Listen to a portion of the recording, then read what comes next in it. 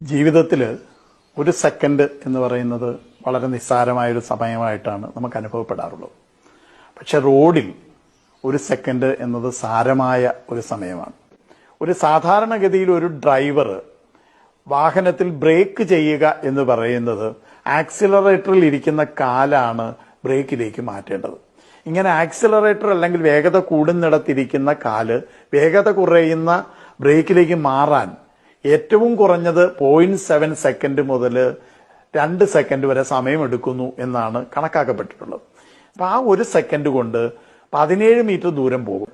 അതേപോലെ ഒരു കാൽനടക്കാരനായ ഞാൻ തിരിച്ചറിയേണ്ട മറ്റൊരു പ്രധാനപ്പെട്ട ഒരു കാര്യമാണ് ഒരു ഡ്രൈവറുടെയും കാലേ ബ്രേക്ക് ഇല്ല എന്നുള്ളത്. എല്ലാ ഡ്രൈവറുടെയും കാല് ഇരിക്കുന്നത് ആക്സിലറേറ്ററിലാണെന്നും ഈ ആക്സിലറേറ്ററിൽ നിന്ന് ബ്രേക്കിലേക്ക് മാറാൻ 1 സെക്കൻഡ് സമയം വേണമെന്നും ആ 1 സെക്കൻഡ് കൊണ്ട് 17 മീറ്റർ ദൂരം ഈ വാഹനം പോകുമെന്നും ആ 17 മീറ്റർ ദൂരത്തിനുള്ളിലാണ് ഞാൻ റോഡ് മുറിച്ച് കിടക്കുന്നതെങ്കിൽ എന്നെ 60 കിലോമീറ്റർ വേഗതയിൽ തന്നെ വാഹനം ഇടിക്കുമെന്നും ഉള്ള തിരിച്ചറിവാണ് ഒരു സെക്കൻഡിനെ വലിയൊരു സമയമാക്കി മാറ്റുന്നത്.